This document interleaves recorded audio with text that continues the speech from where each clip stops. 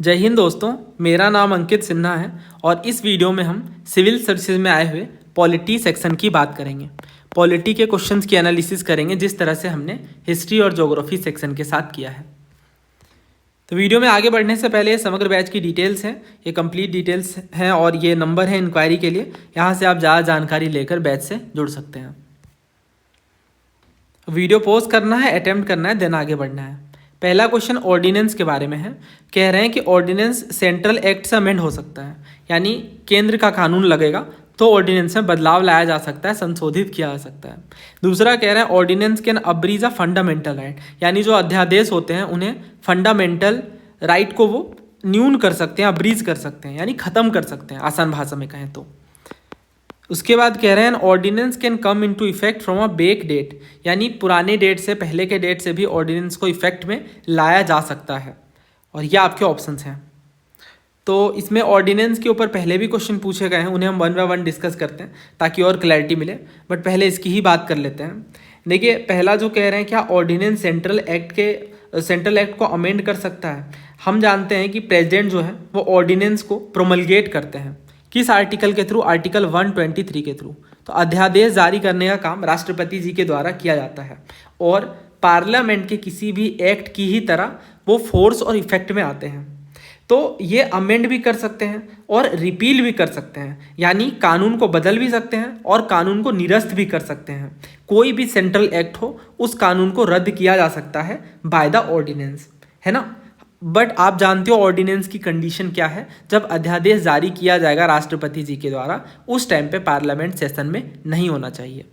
तो ये जो पहली बात है कि अमेंड कर सकते हैं सेंट्रल एक्ट को, इसका जवाब इस वर्ड में ही छुपा है। ऑर्डिनेंस का मतलब ही होता है कि एक तरह का एक ऐसा एक्ट जो पावर में हो, फोर्स में हो, किसके इक्वल? किसी भी सेंट्रल एक्ट के इक्वल। तो इस हिसाब से अगर हम देखें तो definitely president can promulgate an ordinance and it has the same force and effect as an act of parliament. So first is correct. दूसरा कह रहे हैं ऑर्डिनेंस फंडामेंटल राइट को खत्म कर सकते हैं। अब आप इसे ऐसे सोचिए कि क्या फंडामेंटल राइट को अब्रीज करना है किसी भी पर्टिकुलर एक्ट को, तो उसके लिए क्या रिक्वायर्ड होगी?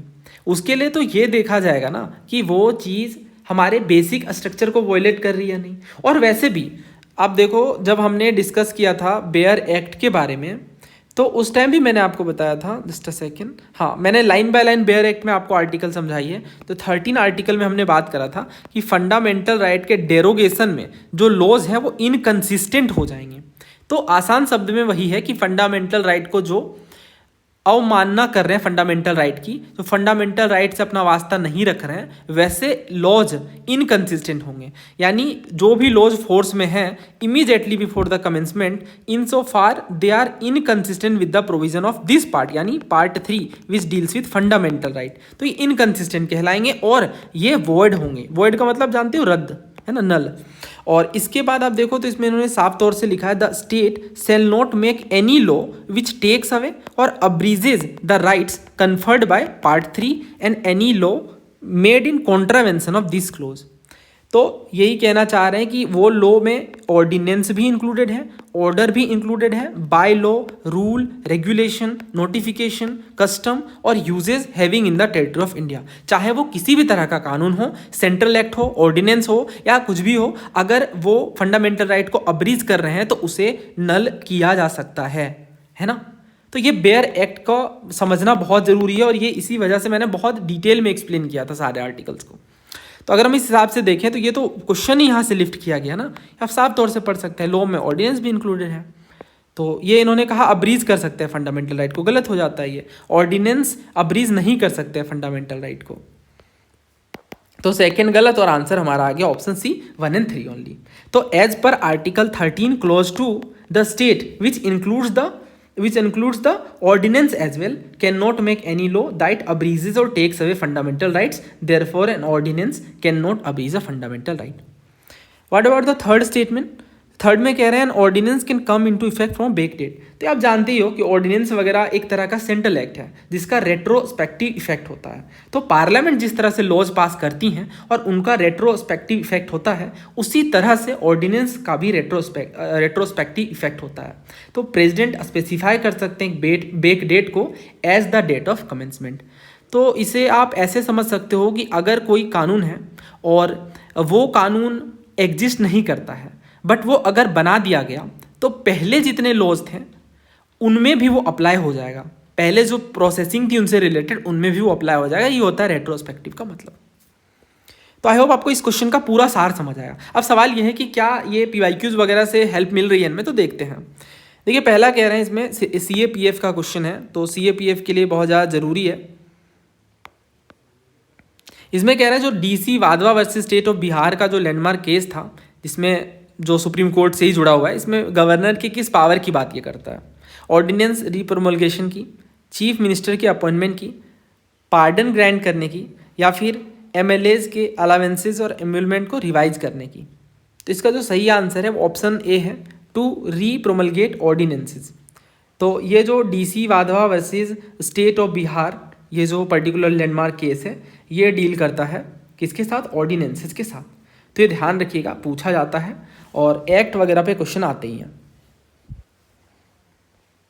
देन आपको वीडियो पॉज करना है, अटेम्प्ट करना है इस क्वेश्चन को, और मैं कुछ आपको टाइम दे रहा हूँ, आप आराम से अटेम्प्ट कर लें, देन हम इसमें बात करते हैं। ओके, तो इसमें क्या कह रहे हैं, और ये आप पढ़ सकते हो किस पेपर में पूछा गया है। हर क्वेश्चन के साथ मैंने लिख दिया है, सारे PYQs ही हैं। पहला कह रहे हैं कि जो गवर्नर हैं वो ऑर्डिनेंस प्रोमलगेट कर सकते हैं जब दोनों ही हाउसेज के लेजिस्लेचर सेशन में हों। और दूसरा कह रहे हैं आर्टिकल 213 जो है ये गवर्नर को एम्पावर करता है कि ऑर्डिनेंस प्रोमलगेट वो कर सकते हैं। और तीसरा कह रहे हैं कि जो ऑर्डिनेंस है वो गवर्नर के द्वारा विदड्रॉ किया जा सकता है किसी भी टाइम। और चौथा ये कि ये कोई डिस्क्रिशनरी पावर नहीं है गवर्नर की। डिस्क्रिशनरी पावर का मतलब होता है विवेकाधीन शक्तियाँ, जो अपने अकॉर्डिंग, यानी जो गवर्नर है वो अपने मन से, अपने विवेक से इस पर्टिकुलर पावर का यूज कर सकते हैं। तो आपको इसमें बताना है कि कौन सा गलत है ना, गलत पे फोकस करना है, ना कि सही पे। तो क्या पहला स्टेटमेंट इसमें गलत है? तो इसका जवाब है हाँ, पहला ही इसमें गलत है। गवर्नर में प्रोमलगेट ऑर्डिनेंस व्हेन लेजिस्लेचर और both the house therefore are in session. नहीं, जब सेशन में ना हो तब तो ऑर्डिनेंस प्रोमलगेट किया जाएगा ना, bye the governor and president. तो आर्टिकल आप जानते ही हो, गवर्नर जो ऑर्डिनेंस जारी करते हैं वो 213 के अकॉर्डिंग, और जो प्रेसिडेंट है वो 1 और 2 को स्वैप कर देना है 123 के अकॉर्डिंग। तो ये प्रेसिडेंट से जुड़ा हुआ ऑर्डिनेंस पावर है और ये गवर्नर से जुड़ा हुआ। तो क्या दूसरा सही है? बिल्कुल सही है। तीसरा कह रहा है ऑर्डिनेंस बी में विदड्रॉन बाय द गवर्नर। आप जानते हो कि ऑर्डिनेंस को विड्रॉ करने के लिए गवर्नर किसी भी टाइम पे विड्रॉ कर सकते हैं। और चौथा ये कि कोई डिस्क्रिशनरी पावर नहीं है। तो ये बात भी सच है, कोई डिस्क्रिशनरी पावर नहीं है। ऐसा नहीं है कि गवर्नर अपने विवेक से सिर्फ और सिर्फ ऑर्डिनेंस को जारी कर सकते हैं। इसके लिए ऑब्वियसली काउंसिल ऑफ मिनिस्टर की भी हेल्प लगती है। ठीक है, नेक्स्ट क्वेश्चन देखिए, which of the following regarding the ordinance making power of the governor is not correct. Note पे आपको फोकस करना है, और ये क्वेश्चन पूछा गया CDS 2018 में। पहला कह रहा है ये कोई डिस्क्रिशनरी पावर नहीं है। दूसरा ये कि गवर्नर ऑर्डिनेंस को किसी भी समय वापस ले सकते हैं। तीसरा ये कि ऑर्डिनेंस केवल तभी एक्सरसाइज किया जाएगा जब लेजिस्लेचर सेशन में ना हो। और चौथा एड और एडवाइस जो है वो जरूरी नहीं है ऑर्डिनेंस को जारी करने के लिए। पहला हो जाता है बिल्कुल सही, बिकॉज ये कोई डिस्क्रिशनरी पावर नहीं है। गवर्नर को काउंसिल ऑफ मिनिस्टर के एड और एडवाइस पे काम करना पड़ता है एज पर आर्टिकल 163। आर्टिकल 163 ये कहता है कि अगर प्रोमलगेशन करना है, ऑर्डिनेंस का अध्यादेश जारी करना है, तो उस टाइम पे मंत्री परिषद की सलाह जरूरी है। The council of minister is required for governor to promulgate the ordinance, है ना। और दूसरा जो कह रहा है governor may withdraw the ordinance any time, ये बात बिल्कुल सही है। The governor can withdraw the ordinance at any time before it is replaced by an act और सीजेस टू ऑपरेट। गवर्नर जब चाहे तब अध्यादेश को वापस ले सकते हैं। तीसरा कह रहे हैं ordinance power can be exercised when legislature is not in session as per article 213। The governor can promulgate an ordinance only when the state legislature is not in session. तो जब स्टेट लेजिस्लेचर सेशन में नहीं है उस time पे ordinance को जारी किया जाता है। और चौथा कह रहा है नॉट रिक्वायर्ड, गलत है ना। अभी हमने पढ़ा कि मंत्री परिषद की सलाह बहुत जरूरी है अध्यादेश को, ऑर्डिनेंस को जारी करने में।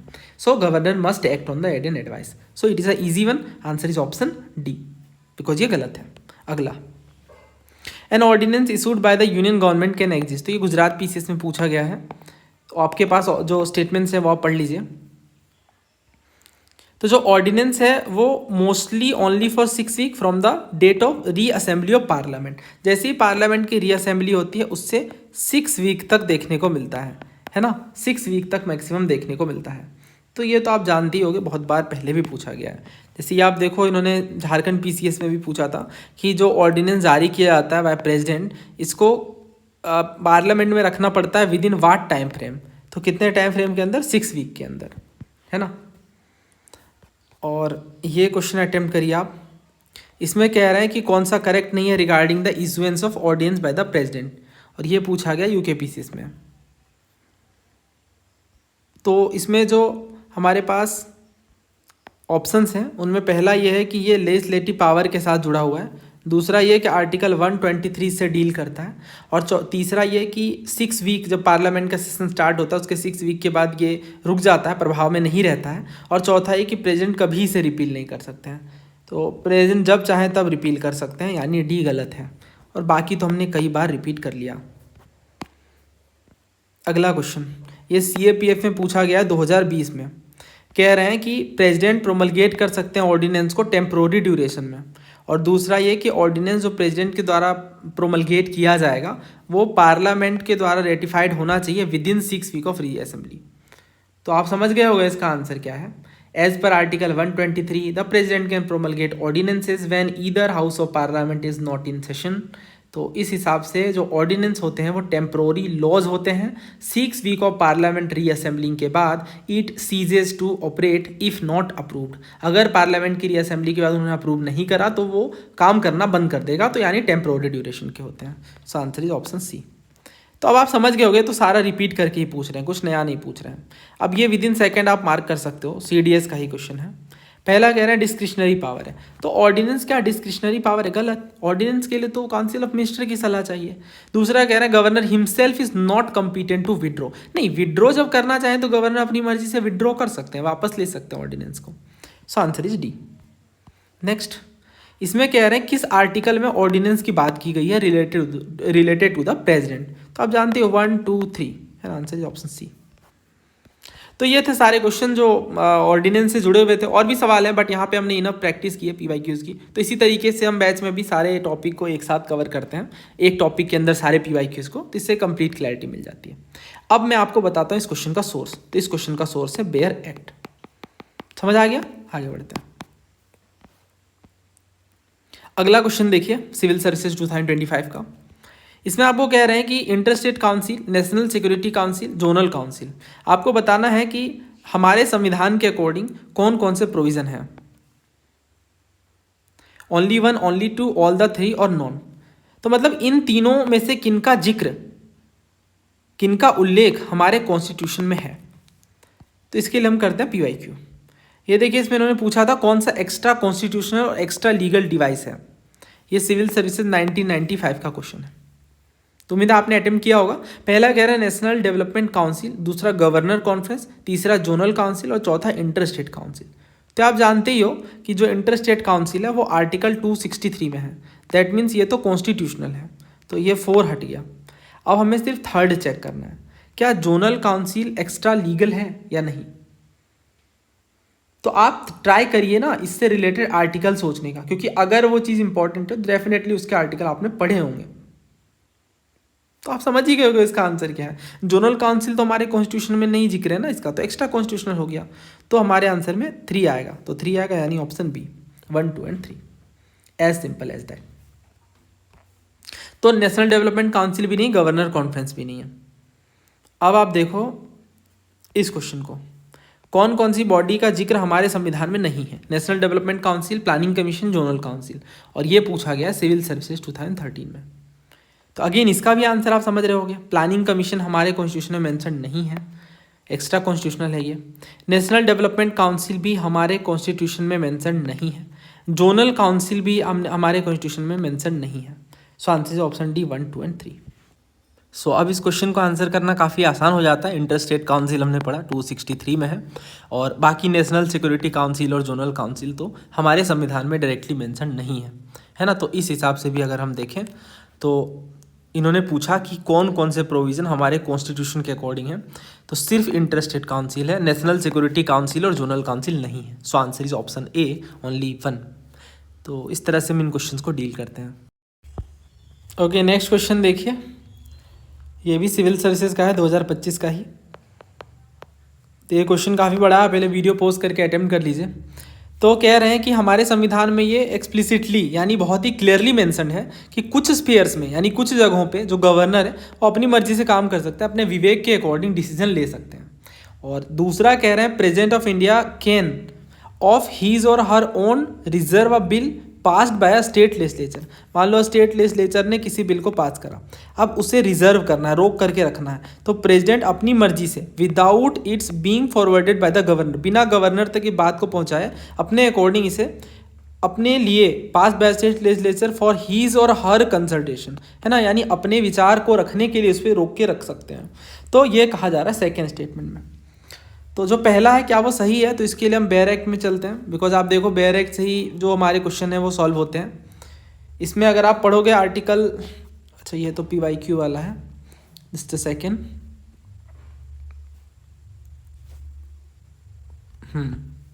तो 163 आर्टिकल में अगर हम देखें तो आर्टिकल 163 में क्या कह रहे हैं, देखें, there shall be a council of minister with the chief minister at the head to aid and advise the governor in the exercise of his function except in so far as or he is by or under this constitution required to exercise his functions or any of them in his description. यानी जो एक council of minister होंगे जिनका head chief minister होंगे और वो governor को add on advice करेंगे, बट एक्सेप्ट कुछ केसेस में जहाँ पे कॉन्स्टिट्यूशन ने खुद ने कुछ फंक्शन एक्सरसाइज किया है जो गवर्नर अपनी मर्जी से अपने विवेक के अकॉर्डिंग ले सकते हैं, है ना, समझ आ रही है बात। और डिस्क्रिशनरी पावर का मैं आपको एग्जांपल भी दे सकता हूं, जैसे आर्टिकल 200 में आप देखोगे तो अगर कोई बिल प्रेसिडेंट की कंसिडरेशन के लिए रोकना है तो ये गवर्नर अपनी मर्जी से रोक सकते हैं, है ना, कि इस बिल को रिजर्व करके रखना है यानी प्रेसिडेंट के एसेंट लेने के लिए। इसी तरह से आर्टिकल 356 में आप पढ़ोगे तो किसी स्टेट में प्रेसिडेंट रूल लगाना है या नहीं, ये भी गवर्नर के विवेक पे होता है, मतलब रिकमेंड करते हैं वो, ऐसा नहीं वो लगाते हैं अपनी मर्जी से, रिकमेंड करते हैं अपनी मर्जी से। तो ये सब चीज़ें हैं जो डेफिनेटली हमारे कॉन्स्टिट्यूशन में खास तौर से एक्सप्लिसिटली मेंशन्ड है। कुछ सर्टेन केसेस में गवर्नर को डिस्क्रिशनरी पावर दिए गए हैं। और इसके बाद जो कहा जा रहा है सेकेंड स्टेटमेंट में कि क्या प्रेसिडेंट अपनी अकॉर्डिंग रिजर्व करके रख सकते हैं किसी बिल को जो स्टेट लेजिस्लेचर ने पास कर दिया है। तो अगर हम आर्टिकल 200 में देखें, आर्टिकल 200 में आर्टिकल 200 और 201 जो है ये डील करता है एसेंट टू बिल्स के साथ। तो जो आर्टिकल 200 है ये क्या कहता है, ये ऐसे तो हमने ये पूरा समझा है बट अभी मैं आपको इसका समरी समझाता हूँ। तो आर्टिकल 200 में ये कहा जाता है कि अगर कोई bill, when a bill is passed by the state legislature it is presented to the governor. अब गवर्नर के पास क्या ऑप्शन है वो समझिएगा। तो गवर्नर यहाँ पे या तो एसेंट दे सकते हैं, गिव एसेंट, या फिर अपने एसेंट को विदहोल्ड कर सकते हैं यानी रोक सकते हैं, विद होल्ड एसेंट। और इसमें एक और कंडीशन है, reserve the bill for president consideration, यानी राष्ट्रपति से सलाह लेने के लिए भी उस बिल को रिजर्व करके रोक के रख सकते हैं। तो ये आर्टिकल 200 कहता है। आर्टिकल 201 की अगर हम बात करें तो इसमें देखिए क्या कहा जाता है, इसमें यह है कि अगर एक बार bill, once a bill is reserved by the governor, उस केस में द प्रेसिडेंट कैन, तो इनमें क्या क्या ऑप्शंस हैं प्रेसिडेंट के पास, या तो एसेंट दे सकते हैं, गिव एसेंट, या फिर एसेंट को विदहोल्ड कर सकते हैं, रोक के रख सकते हैं, विदहोल्ड एसेंट, या गवर्नर को ये डायरेक्ट कर सकते हैं, direct the governor to return the bill. तो प्रेसिडेंट के पास ये भी ऑप्शन है कि वो बिल को रिटर्न करवा सकते हैं बाय द गवर्नर। बट यहाँ पे एक्सेप्शन है, वो एक्सेप्शन आप जानती हो, मनी बिल का एक्सेप्शन है। No constitutional provision allows the president to directly intervene in a state bill without it first being sent by the governor. अगर गवर्नर ने किसी स्टेट लेजिस्लेचर के बिल को नहीं रोक के रखा है तो डायरेक्टली प्रेसिडेंट उनमें इंटरवीन नहीं कर सकते हैं। तो ये बात आपको बहुत अच्छे से क्लियर हो जानी चाहिए कि president can not unilaterally reserve a state bill. पहले वो गवर्नर के द्वारा सेंड किया जाएगा तो ही उस पर प्रेसिडेंट अपने असेंट को दे सकते हैं या फिर विदहोल्ड कर सकते हैं, या फिर कई बार कई केसेस में ऐसा होता है कि बिल को रिटर्न भी कर दिया जाता है। तो इसमें जो कहा जा रहा है कि president can on his her own reserve a bill passed by state legislature, नहीं, गलत। जब तक वो गवर्नर ना उनके पास लेके आए तब तक ये बात नहीं देखने को मिलेगी। विदाउट बीइंग फॉरवर्डेड, नहीं, गवर्नर को फॉरवर्ड करना होगा पहले। तो सेकंड हो जाता है गलत और फर्स्ट हो जाता है सही। सो answer is option A, one only. तो आइए फिर कुछ इससे रिलेटेड PYQs करते हैं। ये पूछा गया है सिविल सर्विसेज 2022 में। पहला कह रहे हैं कि अगर कोई कॉन्स्टिट्यूशन को अमेंड करने वाली बिल आ रही है तो पहले परमिशन लेनी पड़ेगी, रिकमेंडेशन लेनी पड़ेगी प्रेसिडेंट की। दूसरा कह रहे हैं कॉन्स्टिट्यूशनल अमेंडमेंट बिल के केस में जो प्रेसिडेंट को प्रेजेंट किया जाता है ये ऑब्लिगेटरी हो जाता है प्रेसिडेंट के लिए कि वो अपना एसेंट उनमें दे। और तीसरा ये कि एक कॉन्स्टिट्यूशन अमेंडमेंट बिल दोनों हाउसेज लोकसभा और राज्यसभा से स्पेशल मेजोरिटी के साथ पास करना होता है, ज्वाइंट सीटिंग का प्रावधान प्रोविज़न नहीं है। आप जानते हो कि कॉन्स्टिट्यूशन को अगर अमेंड करने के लिए बिल लाना है तो इसमें प्रायर रिकमेंडेशन की जरूरत नहीं पड़ती है। तो पहला हो जाता है गलत और आंसर हमारा आ गया ऑप्शन बी 2 और 3 ओनली। बाकी दोनों सही है। अगर कॉन्स्टिट्यूशनल अमेंडमेंट बिल प्रेजेंट किया जाता है प्रेसिडेंट को तो उस केस में ऑब्लिगेटरी है, प्रेसिडेंट को बिल्कुल नेसेसरी है कि अपना एसेंट देना ही है। और जो तीसरा कह रहे हैं दोनों हाउसेस से पास होना चाहिए, ये बात सही है। ज्वाइंट सीटिंग का प्रोविज़न नहीं है मनी बिल और कॉन्स्टिट्यूशन अमेंडमेंट बिल के केस में। तो इस हिसाब से तीसरा भी सही हो जाता है। नेक्स्ट क्वेश्चन देखिए, कौन सा करेक्ट नहीं है regarding pocket veto of the president. Jammu Kashmir PCS में पूछा गया 2021 में। पहला कह रहा है प्रेसिडेंट को या तो एसेंट देना होगा मनी बिल में या फिर अपने एसेंट को विदहोल्ड करके रख सकते हैं लेकिन रिटर्न नहीं कर सकते हैं। दूसरा ये कि प्रेसिडेंट ना तो रेटिफाई और रिजेक्ट करते हैं ना ही रिटर्न करते हैं, सिंपली इस बिल को इनडेफिनिट पीरियड के लिए रख लेते हैं। और तीसरा ये कि जो प्रेसिडेंट की पावर है कि कोई एक्शन ना ले वो पॉकेट वीटो कहलाता है। और चौथा ये कि प्रेसिडेंट जेल सिंह ने एक्सरसाइज करा था Indian post office amendment bill में। नॉट करेक्ट बोला है, देखिए पहला ही गलत है। पहला क्यों गलत है, इसमें कह रहे हैं कि मनी बिल के केस में वो अपने एसेंट को रोक करके रख सकते हैं या फिर एसेंट दे सकते हैं और रिटर्न नहीं कर सकते हैं। तो समझते हैं वन बाय वन। देखिए पहले आपको ये समझना है कि वैसे बिल जो पेंडिंग में रखे जाते हैं by the president for an indefinite period वो पॉकेट वीटो वाले एक पावर के थ्रू होता है। पॉकेट वीटो का मतलब क्या है, सिंपली अगर किसी बिल में प्रेसिडेंट को एक्ट नहीं करना है तो अपने पॉकेट में उसे रख लेते हैं मेटाफोरिकली। तो इस हिसाब से क्या पहला सही है, नहीं, पहला गलत हो जाता है क्योंकि इसमें कह दिया गया है कि president can either give his assent. But देखो पॉकेट वीटो का मतलब ये नहीं है, पॉकेट वीटो का मतलब है कि वो उसे रिटर्न नहीं करेंगे। यहाँ देखो इन्होंने लिखा है the president can either give his her assent to a money bill और विदहोल्ड हिज एसेंट। तो ऐसा नहीं है, सिंपल इसका मतलब यही है कि जो बिल पेंडिंग रखा जाता है by the president for an indefinite period वो पॉकेट वीटो कहलाता है। ना तो बिल को रिजेक्ट करते हैं ना ही रिटर्न करते हैं। समझ आ रही है बात, ना तो बिल को रिटर्न करते हैं ना ही रिजेक्ट करते हैं। तो कॉन्स्टिट्यूशन में ऐसा कोई टाइम लिमिट नहीं है कि प्रेसिडेंट को कोई टाइम लिमिट नहीं दिया गया कि इसके अंदर आपको एक्ट करना ही है बिल के ऊपर। तो प्रेसिडेंट अपने पॉकेट वीटो का यूज़ करते हैं और सिंपली उस बिल पे कोई एक्शन नहीं देते हैं। बट अमेरिका में थोड़ा सा केस अलग है। अमेरिकन प्रेसिडेंट को रिसेंट करना होता है बिल को with in 10 days, but Indian president के पास ऐसा कोई टाइम रूल नहीं है। तो इंडियन प्रेसिडेंट ने वीटो पावर को पहले यूज़ भी किया है। 1986 में हमारे प्रेसिडेंट जेल सिंह ने इस पावर को यूज़ किया है। तो ये वाला जो केस था Indian post office amendment bill वाला, इसमें पॉकेट वीटो का यूज किया गया है। तो ये थी बात और आई होप आपको समझ आया। इसमें कह दिया गया कि या तो एसेंट देना या फिर नहीं देना, तो वो गलत हो जाता है, सिंपली कोई एक्शन नहीं लेना है। नेक्स्ट क्वेश्चन देखिए, after a bill has been passed by the houses of the parliament it is presented to the president who may either give assent to the bill और विदहोल्ड हिज असेंट। तो इस case में president क्या कर सकते हैं। देखिए अगर कोई बिल दोनों हाउसेज से पास हुआ है और प्रेसिडेंट के पास प्रस्तुत किया गया है तो वो या तो एसेंट दे सकते हैं या फिर बिल को रोक सकते हैं। तो एसेंट 6 महीने के अंदर देना है, जितनी जल्दी हो सके असेंट देना या रिजेक्ट करना है बिल को रिटर्न करना as soon as possible after the bill is presented to him with a message requesting the house to reconsider. यानी बिल को रिटर्न करना है जितनी जल्दी हो सके। कब, जब बिल प्रेजेंट किया हो इस मैसेज के साथ कि उस पर रिकंसिडरेशन होना चाहिए, पुनर्विचार होना चाहिए।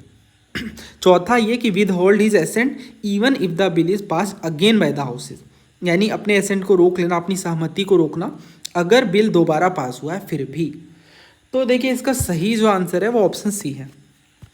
आर्टिकल 111 में ये कहा गया है कि अगर कोई बिल प्रस्तुत किया जाता है to the president after being passed by both the houses, तो प्रेसिडेंट के पास 3 ऑप्शन है, या तो वो एसेंट दें, अगर उन्होंने एसेंट दिया तो लॉ बन जाएगा, है ना, वो बिल लॉ बन जाएगा। दूसरा ये कि अगर वो अपने एसेंट को विद होल्ड करके रखते हैं तो उस केस में बिल लॉ नहीं बन पाएगा। तीसरा ये कि बिल को वो रिटर्न कर सकते हैं, अगर वो मनी बिल नहीं है ना तो बिल को रिटर्न कर सकते हैं, और जब रिटर्न करेंगे तो इस मैसेज के साथ कि पार्लियामेंट की रिकंसिडरेशन इसमें होनी चाहिए। समझ आ रही है आपको मेरी बात? तो अगर बिल दोबारा पास हो गया दोनों हाउसेज से विद और विदाउट अमेंडमेंट, तो प्रेसिडेंट को फिर उसमें मस्ट एसेंट देना होगा, फिर वो उस केस में विद होल्ड करके नहीं रख सकते हैं। तो आई होप आपको सारी चीज़ें समझ आ गई। ये क्वेश्चन करिए, 2023 का है, सिविल सर्विसेज का। तीसरा स्टेटमेंट देखिएगा, when a bill is presented to the president the constitution prescribe time limit within which he or she has to declare his assent. तो आप जानती हो इसका आंसर क्या होना है, ये तो साफ तौर से गलत है ना तीसरा, बाकी दोनों आप डिसाइड करिए क्या होना चाहिए। तो मैं एक्सप्लेन करता हूँ। देखिए इसमें पहला कह रहे हैं अगर प्रेसिडेंट के इलेक्शन की बात है तो ये वॉइड हो जाएगी by the supreme court all acts done by him in performance of duties before the date. यही कहना चाह रहे हैं अगर मान लो प्रेसिडेंट का इलेक्शन हुआ और उस इलेक्शन को रद्द कर दिया गया बाय द सुप्रीम कोर्ट, तो जितने भी एक्ट और ड्यूटीज़ इन्होंने परफॉर्म की हैं इस डिसीजन से पहले वो सारी इनवैलिड हो जाएंगी। क्या ये प्रैक्टिकली पॉसिबल है? देखिए ये प्रैक्टिकली भी पॉसिबल नहीं है और हमारे कॉन्स्टिट्यूशन के अकॉर्डिंग संवैधानिक रूप से भी पॉसिबल नहीं है। हमारे कॉन्स्टिट्यूशन के आर्टिकल 71 के क्लॉज 2 के according if the election of a person as president or vice president is declared void by the supreme court acts done by him in the exercise and performance of the powers and duties of the office of the president or vice president as the case may be on or before the date of the decision shall not be invalidated by the reason of that declaration। तो अगर एक line में इस चीज़ को समझें, अगर supreme court ने election process को रद्द कर दिया कि भाई यहाँ तो चीज़ें सही तरीके से नहीं हो पाई हैं, उस केस में भी जो एक्शन और ड्यूटीज़ परफॉर्म किए गए हैं वो इनवैलिडेट नहीं होंगे। इस डिसीजन से प्रेसिडेंट के जो अर्लियर डिसीजन है उन्हें कोई फ़र्क नहीं पड़ेगा। दूसरा कह रहे हैं इलेक्शन होगा जो प्रेसिडेंट की पोस्ट के लिए, इसे पोस्टपोन किया जा सकता है ये ग्राउंड देकर कि कुछ लेजिस्लेटिव असेंबली में डिसोल्यूशन हो गया है और इलेक्शन अभी तक नहीं हुए हैं।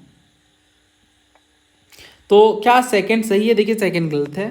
गलत इसलिए है बिकॉज 71 के क्लॉज 4 के अकॉर्डिंग अगर प्रेसिडेंट और वाइस प्रेसिडेंट की इलेक्शन होनी है तो shall not be called in question on the ground of the existence of any vacancy for whatever reason among the members of the electoral college electing him. तो postponement का कोई option नहीं है। तो जो इलेक्शन वाली बात है ना प्रेसिडेंट और वाइस प्रेसिडेंट की, इस पर सवाल नहीं किया जाएगा इस पर्टिकुलर बेस को लेके कि कुछ लेजिस्लेटिव असेंबली तो डिसॉल्व हो गई, क्योंकि आप समझो अगर प्रेसिडेंट के इलेक्शन की हम बात करें तो कुछ लेजिस्लेटिव असेंबली से बहुत ज़्यादा डिफरेंस नहीं आना है और वो डिसॉल्व हुई भी हैं अगर, तो सिर्फ उसके बेस पे तो मैं इलेक्शन पोस्टपोन नहीं कर सकते ना। सो answer is option D. Next देखिए, ये एनडीए का क्वेश्चन है, इसमें गवर्नर ऑफ अ स्टेट के बारे में पूछ रहे हैं। पहला कह रहा है जो हमारा आर्टिकल 201 है ये प्रोवाइड करता है गवर्नर को ये पावर कि वो बिल में एसेंट दें और बिल को रिजर्व करके रख सकें प्रेसिडेंट के लिए। दूसरा ये कि ये नेसेसरी नहीं है गवर्नर को कि वो बिल को रिटर्न करें हाउस में for relegislation after deciding to withhold the consent. तीसरा ये गवर्नर अंडर आर्टिकल 168 ये पार्ट है लेजिस्लेचर के और कॉन्स्टिट्यूशनल डिज़ाइन से बाउंड है, बंधे हुए हैं। तो इसमें क्या सही है क्या गलत है देखते हैं। पहला कह रहे हैं कि 201, देखिए गलत है ये, हमने पढ़ा ना अभी, मैंने आपको दोनों चीज़ें समझा दी हैं। जस्ट अ सेकेंड, इसमें हाँ ये रहा। तो ये मैंने 201 में आपको बताया है, क्या बताया है कि अगर एक बिल को रिजर्व किया जाता है बाय द गवर्नर तो उस केस में प्रेसिडेंट के पास 3 तरीके हैं। बट 200 में नहीं, 200 में तो सिंपली यही कहा गया अगर स्टेट लेजिस्लेचर में कोई बिल पास होता है तो गवर्नर को प्रस्तुत किया जाएगा और गवर्नर के पास ये 3 ऑप्शन है, या तो वो सहमति दें रोक लें या फिर प्रेसिडेंट को विचार करने के लिए बिल को ही रिजर्व कर लें। तो ये तरीके हैं। और इसके बेस पे हम देखें तो ये जो स्टेटमेंट है वो क्या है, गलत है। तो पहला हो गया गलत। बट इसमें आप देखो ऑप्शंस किस तरह से हैं, इस तरह से हैं जैसे सिविल सर्विसेज में होते हैं। दूसरा कह रहे हैं ये नेसेसरी नहीं है गवर्नर को कि वो रिटर्न करें बिल को for re legislation after deciding to withhold. क्या ये सही है? तो देखिए ये भी क्या ये सेकंड सही है? तो मेरे ख्याल में सेकंड भी गलत है। कैसे गलत है? देखिए अगर गवर्नर एसेंट को विथहोल्ड करते हैं और बिल को रिटर्न नहीं करते हैं तो बिल लॉ नहीं बन पाता है। लेकिन अगर बिल को रिटर्न कर दिया जाता है पुनर्विचार के लिए, रिकंसिडरेशन के लिए, और हाउस इसे दोबारा पास करती है, तब तो गवर्नर को असेंट देना पड़ता है। समझ आ गई बात? दोबारा अगर वापस आ जाए ना विचार होके तो उस केस में मंजूरी देनी ही पड़ेगी। तो सिंपली अगर असेंट को विदहोल्ड करके रखा जा रहा है, सहमति के बारे में कुछ नहीं कहा जा रहा है, सिंपली विदहोल्ड कर दिया जा रहा है, तो ये थोड़ा डिबेटेबल चीज़ हो जाती है। और कॉन्स्टिट्यूशन में कोई डेडलाइन भी सेट नहीं है ना, कोई डेडलाइन सेट नहीं है इस चीज़ को लेकर। तो it is not necessary for a governor to return a bill to the house for reconsideration, ये हो जाता है गलत। तीसरा कह रहे हैं the governor under article 168 is a part of legislation. तो ये बात बिल्कुल सही है, ये बात बिल्कुल सही है। आर्टिकल 168 में ये साफ तौर से कहा गया है कि जो स्टेट लेजिस्लेचर है उनमें गवर्नर हैं और लेजिस्लेटिव असेंबली हैं। तो इस हिसाब से गवर्नर उसके पार्ट हैं, अगर उनके पार्ट हैं तो कॉन्स्टिट्यूशनल रिजाइम से बाउंड है। जैसे पार्लियामेंट में आप पढ़ते हो ना, संसद भवन में जैसे अगर हम देखें तो क्या क्या शामिल है, लोकसभा, राज्यसभा और राष्ट्रपति। तो उसी तरह से यहाँ हम देखते हैं स्टेट लेजिस्लेचर के केस में कि गवर्नर इंक्लूडेड है। So answer is option B, because हमसे पूछा गलत बताइए, तो 2 गलत है। नेक्स्ट सिविल सर्विस का क्वेश्चन देखिए, काफ़ी सारे क्वेश्चन हमने प्रैक्टिस के कर लिए। Separation of judiciary from the executive in the public service of the state, valuing and preserving of the rich heritage of our composite culture, prohibition of employment of children below the age of 14। अब ये आप देखो PYQ है, SOLDCE के paper में पूछा गया है 2024 में। इसमें कह रहे हैं कि कौन सा आर्टिकल है वो डायरेक्ट करता है स्टेट को कि जुडिशरी को सेपरेट करने का प्रयास किया जाएगा एग्जीक्यूटिव से इन पब्लिक सर्विसेज। तो DPSP के आर्टिकल 50 में ये बात है। तो यहाँ कह रहे हैं separation of judiciary from the executive, तो देखते ही आप समझ जाओगे आर्टिकल 50 यानी DPSP। तो पहला क्या सही। दूसरा कह रहे हैं valuing and preserving the rich heritage culture. तो आप देखो ये पूछा गया था CDS में। अच्छा वैसे आप देखो ये सिविल सर्विसेज का भी PYQ है कि separation of judiciary from executive कहाँ है, तो DPSP में। तो 2020 वाला क्वेश्चन 25 में रिपीट कर लिया गया 5 साल के बाद। हालांकि अलग तरीके से किया गया बट रिपीट तो किया गया। अलग इन द सेंस कि 3 स्टेटमेंट बना दिया गया और तो कुछ अलग नहीं है। तो क्या ये फंडामेंटल ड्यूटी में शामिल है? तो ये आप सबको पता है, हमें भी पता है ना। आप इस PYQ में भी देख सकते हैं कि कौन सी फंडामेंटल ड्यूटी नहीं है। तो इसमें ये तो ड्यूटी है कि वैल्यू और प्रिजर्व करें हम रिच कंपोजिट कल्चर को। कौन सी ड्यूटी नहीं है इस पर्टिकुलर क्वेश्चन का आंसर क्या है, option B, to protect the national animal and national bird. ये चीज़ हमारी फंडामेंटल ड्यूटी में डायरेक्टली मेंशन नहीं है। तो इस हिसाब से सेकंड क्या सही है, valuing and preserving the rich heritage of composite culture, तो इसका जवाब है हाँ। तीसरा कह रहे हैं prohibition of employment of children below the age of 14। तो ये आप जानते हो हमारी फंडामेंटल राइट है, किस आर्टिकल में है, आर्टिकल 24 में। सो तीनों सही है ना, answer is option C. Very very easy PYQ है। एक क्वेश्चन ये है कौन सा फंडामेंटल राइट का पार्ट नहीं है, तो इसका आंसर आप कमेंट बॉक्स में करिएगा। Very easy. नेक्स्ट क्वेश्चन देखिए, इसमें कह रहे हैं कि हमारे कॉन्स्टिट्यूशन के रेफरेंस में अगर कोई एरिया है और उस एरिया को शेड्यूल एरिया डिक्लेयर किया गया है अंडर द 5th शेड्यूल, तो क्या कंडीशन बनेगी। पहला, ये स्टेट गवर्नमेंट की एग्जीक्यूटिव पावर खत्म हो जाएगी उस पर्टिकुलर एरिया में और लोकल बॉडी ने टोटल एडमिनिस्ट्रेशन को एज्यूम कर लेना है। दूसरा ये कि जो यूनियन गवर्नमेंट है ये केवल टोटल एडमिनिस्ट्रेशन ले सकती है इस तरह से कि under certain circumstances on the recommendation of governor. तो यूनियन गवर्नमेंट के पास टोटल एडमिनिस्ट्रेशन आ सकती है उन एरियाज़ की कुछ सर्कमस्टेंसेज में। तो क्या पहला सही है? देखिए पहला स्टेटमेंट बहुत आसान है, कई बार हमने पढ़ा है ये कि 5th शेड्यूल में स्टेट गवर्नमेंट की एग्जीक्यूटिव पावर नहीं खत्म होती बल्कि गवर्नर कंटिन्यू करने लगते हैं स्पेशल पावर को with respect to schedule area. Local bodies total administration को एज्यूम नहीं करती है ना। तो और इनफैक्ट ट्राइबल एडवाइजरी काउंसिल भी कॉन्स्टिट्यूट होता है, तो इस हिसाब से डेफिनेटली पहला गलत है। दूसरा कह रहे हैं यूनियन गवर्नमेंट टोटल एडमिनिस्ट्रेशन ले सकती है, ये भी गलत है। ऐसा कोई प्रोविज़न नहीं है, एडमिनिस्ट्रेशन स्टेट गवर्नमेंट के पास ही रहता है, जिनमें गवर्नर के पास स्पेशल रिस्पॉन्सिबिलिटीज़ आ जाती हैं। तो फिफ्थ शेड्यूल के बारे में आपको पता होना चाहिए कि शेड्यूल एरिया और शेड्यूल ट्राइब के एडमिनिस्ट्रेशन और कंट्रोल से ये डील करता है, और गवर्नर रेगुलेशन बना सकते हैं for good governance in schedule areas, article 244 के according. So answer is D. क्या ये PYQs में तो देख लेते हैं। देखिए, इन्होंने सिविल सर्विस में पूछा था 2008 में कि कौन सा शेड्यूल स्पेशल प्रोविजन की बात करता है, तो ये बेसिक क्वेश्चन है। इसी तरह से सिविल सर्विसेज 2019 में भी पूछा गया था कि ट्राइबल की जो लैंड है उसे ट्रांसफ़र करने से प्राइवेट पार्टीज़ को कौन सा पर्टिकुलर शेड्यूल रोकता है। फॉर माइनिंग अगर पर्पज से है तो वो नल एंड वॉइड हो जाएगा, तो फिफ्थ शेड्यूल में। देन इसके बाद इन्होंने पूछा था 2015 में कि फिफ्थ शेड्यूल और सिक्स शेड्यूल का जो प्रोविज़न है वो किस वजह से लाया गया है। तो किस वजह से लाया गया है? Protect the interest of schedule tribe, और उसके बाद कह रहे हैं कि determine the boundaries between states. तो इसका तो आंसर सिंपल है, protect the interest of schedule tribes. Then ये क्वेश्चन देखिए, फिफ्थ शेड्यूल के बारे में था, नॉट करेक्ट आपको बताना है CDS का। ये अच्छा क्वेश्चन है, इसे अटेम्प्ट करिए आप। तो पहला कह रहे हैं it relates to the provision of administration of certain areas in the state other than Assam, Meghalaya, Tripura and Mizoram. दूसरा, tribal advisory council are constituted to give advice under the fifth schedule. तीसरा, ये governor is not authorise to make regulation to prohibit or restrict the transfer of land by or among the member of schedule tribe. तो आप समझ गए होंगे, है ना, यहाँ पे ये गलत है। गवर्नर के पास ये अथॉरिटी कि रेगुलेशन वगैरह बना सकते हैं कि लैंड का ट्रांसफर को रोकना है। तो सारी बातें जब गवर्नर के पास में हम देख पा रहे हैं, खास तौर से एक्स्ट्रा पावर्स हैं फिफ्थ शेड्यूल को लेके, तो इस वजह से ये तो गलत हो जाता है लोकल बॉडीज़ वाली बात। तो आइडिया लग सकता है डेफिनेटली PYQ से। बाकी चीज़ें सही है, असम, मेघालय, त्रिपुरा और मिजोरम में हम देखते हैं अदर देन दैट। इसके अलावा ट्राइबल एडवाइजरी काउंसिल कॉन्स्टिट्यूट होती है। देन गवर्नर जो है जिनमें शेड्यूल एरियाज हैं वो रिपोर्ट प्रस्तुत करते हैं प्रेसिडेंट के सामने। नेक्स्ट देखिए, बेहद शानदार क्वेश्चन है। कुछ सब्जेक्ट्स दिए गए हैं under the constitution of India.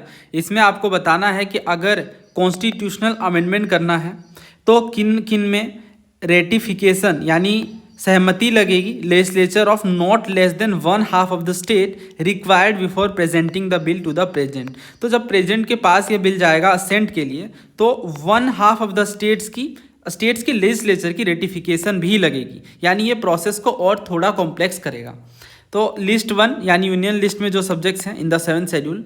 दूसरा ये कि extent of the executive power of state. तीसरा, condition of the governor office. तो ये क्वेश्चन है।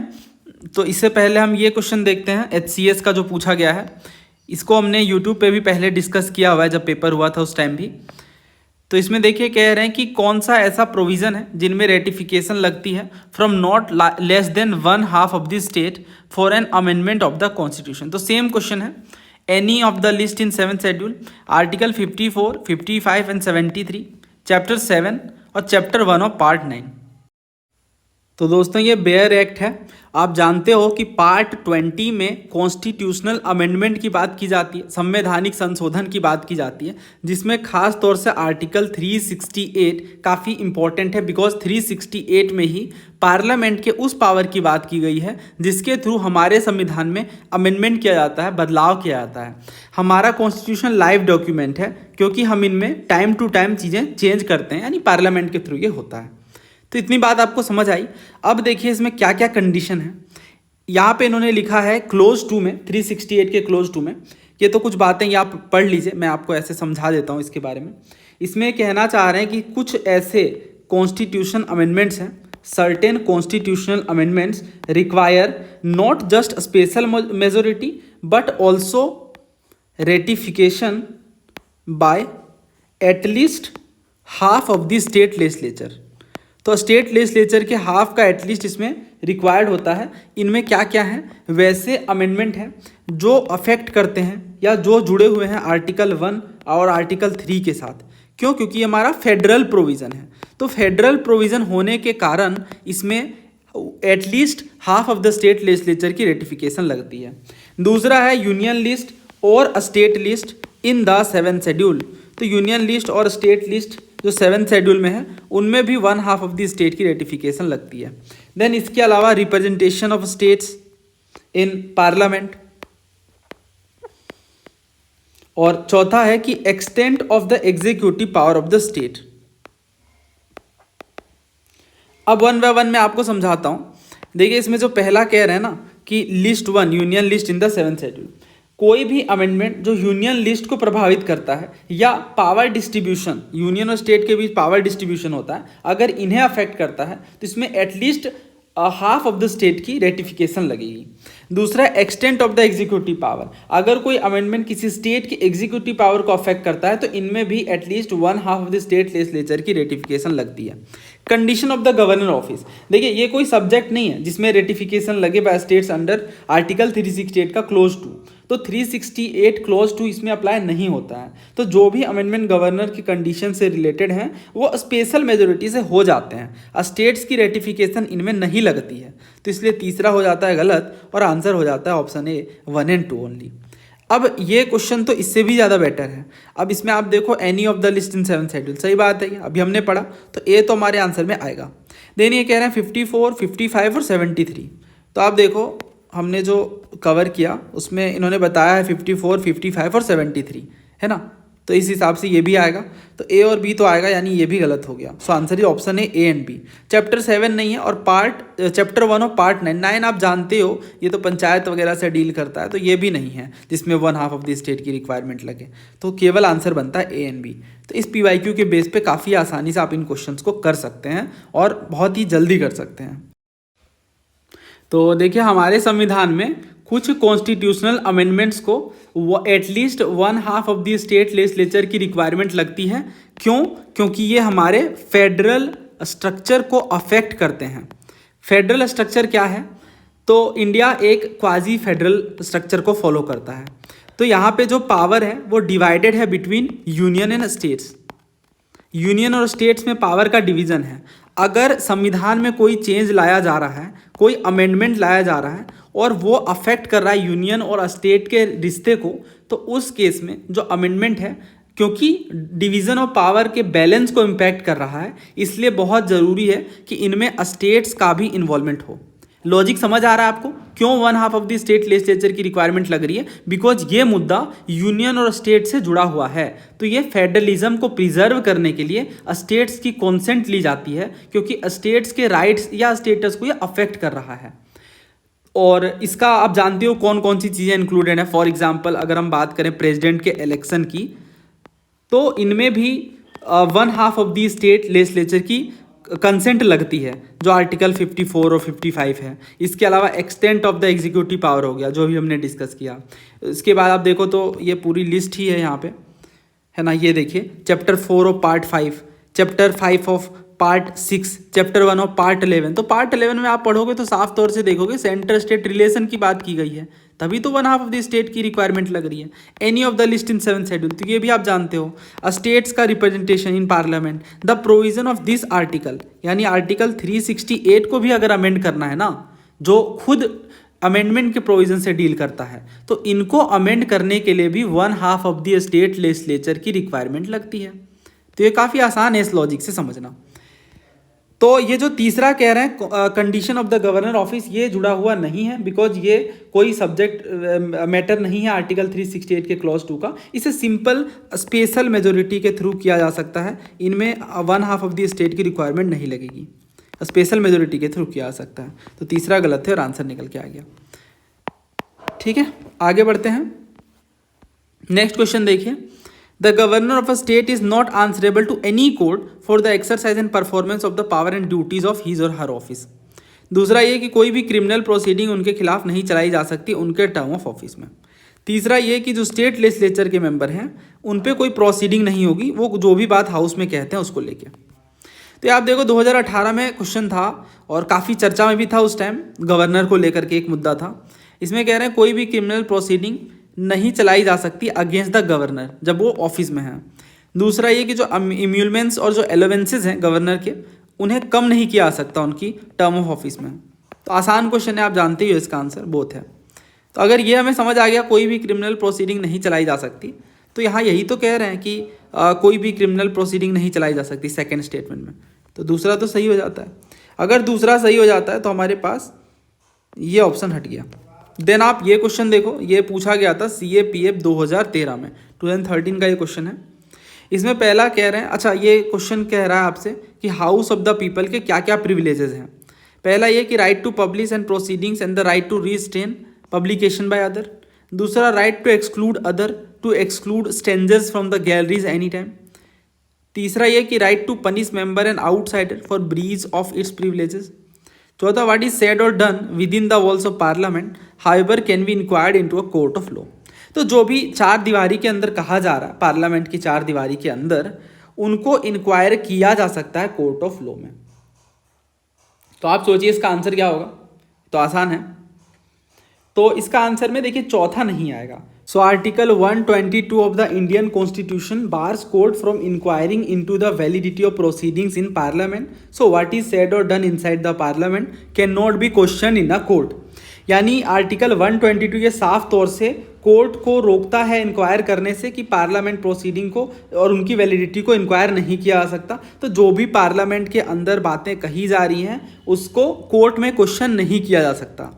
तो अगर ये बात हम समझ रहे हैं तो देखिए इन्होंने क्या कहा है कि जो कुछ भी बातें की जा रही हैं with in the walls of parliament, यानी पार्लियामेंट की चार दीवारी के अंदर, उन्हें इंक्वायर किया जा सकता है। तो ये तो गलत हो गया एज पर आर्टिकल 122। तो अगर 4 गलत है तो 4 एलिमिनेट हो गया और हमारा आंसर निकल कर आ गया ऑप्शन A 1, 2 एंड 3। बाकी देखिए बिल्कुल सही है। The right to punish member and outsider for breach of its privileges. सही बात है, अगर कोई प्रिविलेज को ब्रीच करता है, कोई भी सांसद, MP या फिर कोई बाहर का आउटसाइडर भी, तो उन्हें पनिश किया जा सकता है। और दूसरा कह रहे हैं राइट टू एक्सक्लूड अदर। हाँ, पार्लियामेंट की प्रोसीडिंग में अगर पार्लियामेंट को लगता है कि ये पर्सन सही नहीं है उस पर्टिकुलर प्लेस पे या इनसे कोई खतरा है तो उन्हें एक्सक्लूड किया जा सकता है। It's very simple statement. और पहला भी बिल्कुल सही है कि अगर कुछ पब्लिकेशन होगा तो उस पर भी रेस्ट्रिक्शन लगाया जा सकता है। तो अगर ये बात हम समझते हैं कि जो कह रहे हैं member of the state legislature are not liable to any proceeding in any court in respect of anything said within the house, ये बिल्कुल सही है। अभी बात हमने यही पढ़ी ना कि चाहे वो स्टेट लेजिस्लेचर हो या फिर पार्लियामेंट का कोई सेशन हो, उस पर्टिकुलर केस में अगर उनके अंदर कोई बात की जा रही है तो उसे कोर्ट के प्रोसीडिंग्स में नहीं लाया जा सकता है। तो इस हिसाब से, और ये आप पढ़ भी सकते हो आर्टिकल, अगर मैं आपको एग्जैक्ट दिखाऊं तो बेयर एक्ट यहाँ पे भी काम आता है। देखिए जितने भी क्वेश्चन बनते हैं जो कॉन्स्टिट्यूशन से संबंधित होते हैं वो बेयर एक्ट से ही सॉल्व होते हैं और इसी वजह से हमने पूरा बेयर एक्ट डिस्कस किया है। तो आर्टिकल 361 में भी अगर हम देखें तो उनमें भी यही बताया गया कि कोई भी क्रिमिनल प्रोसीडिंग नहीं चलाई जा सकती। और आर्टिकल 194 में हम पढ़ेंगे, just a second, let's move to 194।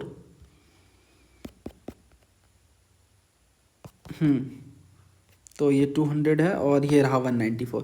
यहाँ पढ़िए, देखिए इन्होंने क्या लिखा, no member of state legislature shall be liable to any proceeding in any court in respect of anything said or any vote given by him in the legislature or any committee thereof, and no person shall be so liable in respect of publication or by under the authority of a house of such a legislature of any report, paper, voter proceeding.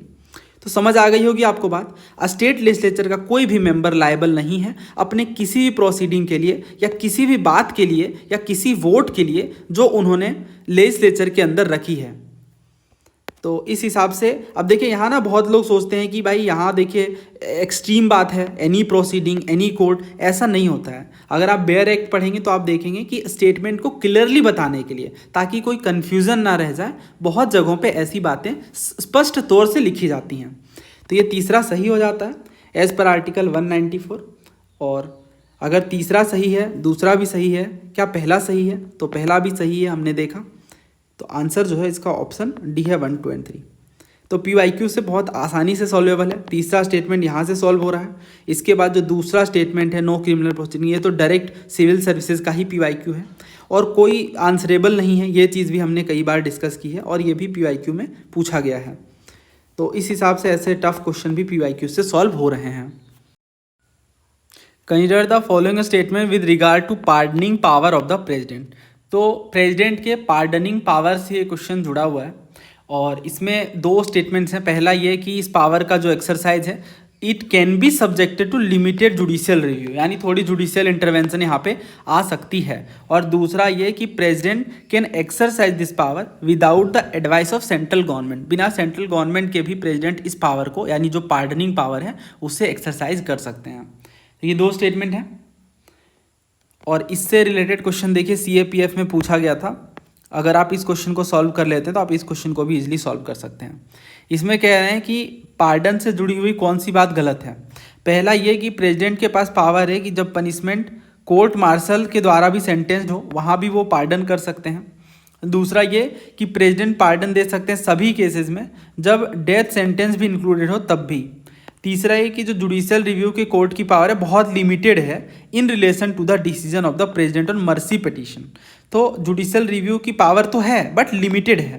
तो यही बात तो ये कह रहा है ना कि exercise of this power can be subjected to limited judicial review. तो ये सही है ना, और ये भी सही है। चौथा कह रहा है the power to grant pardon by the president is the power that the sovereign never exercise against its own judicial mandate. ये गलत है, हमसे गलत पूछा है तो हमारा आंसर जो है वो ऑप्शन डी होगा। क्यों गलत है? आर्टिकल 72 में बात की गई है प्रेसिडेंट के पार्डनिंग पावर की, और इसमें पार्डन है, रिप्रीव है, रेस्पाइट है, रेमिशन है। तो कोर्ट मार्शल हो या डेथ सेंटेंस हो, हर एक केस में प्रेसिडेंट के पास ये पावर है। तो जो प्रेसिडेंट की क्लीमेंसी पावर हैं ये एक्सरसाइज होती हैं after judicial processes have been exhausted and it does override the judicial mandate, so the sovereign does exercise this power even after courts have delivered final judgment। तो कहने का मतलब ये है कि प्रेसिडेंट की ये जो पावर है पार्डनिंग पावर वो तभी होंगी, एक्सरसाइज की जाएंगी जब जुडिशियल प्रोसेस एग्जॉस्ट हो गया हो, फाइनल डिसीजन एकदम आ गई हो और ये जुडिशियल मैंडेट को ओवरराइड ना कर रहा हो।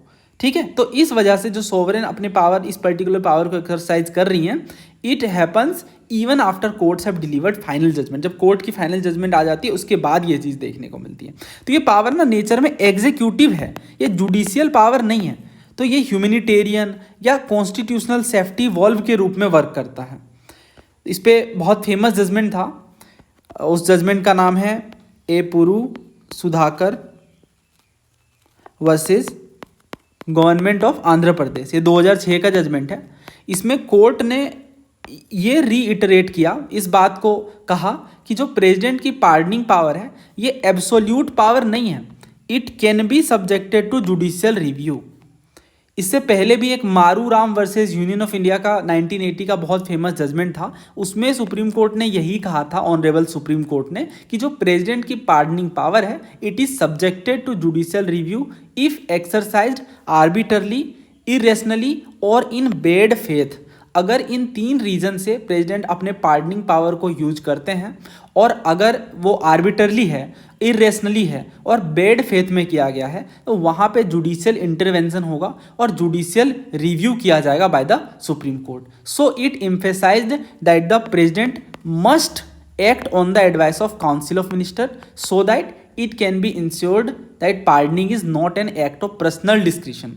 पर्सनल डिस्क्रिशन यानी सिर्फ और सिर्फ अपनी विवेकी शक्तियां से प्रेसिडेंट इस चीज़ को क्लेम नहीं करते हैं। यहाँ पे काउंसिल ऑफ मिनिस्टर की सलाह ली जाती है।